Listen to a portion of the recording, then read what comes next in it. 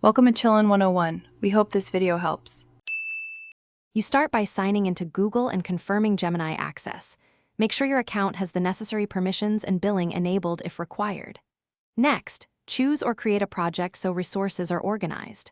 Once done, upload any data files and decide the exact output format you want: text, JSON, or audio, because that choice shapes prompts and settings. Begin a new studio session and pick a base Gemini model to iterate with immediately. This gets you into actionable work fast. You now configure the model. Choose the variant and set parameters like temperature, max tokens, and multimodal toggles for images or audio.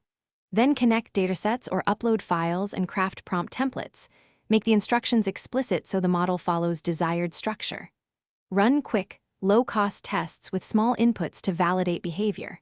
If results are off, modify prompts or parameter values and rerun. Repeat this iterate and evaluate loop until outputs match your quality. You finish by exporting the tuned model or deploying it as an endpoint with appropriate access controls, quotas, and version labels, so you can roll back if needed. Monitor logs, latency, and cost to ensure performance and budget targets. Make incremental updates via new versions rather than overriding.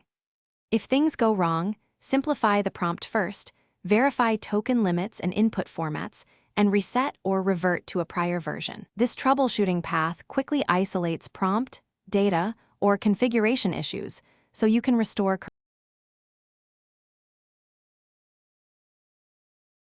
Thanks for watching. Consider subscribing if we helped you.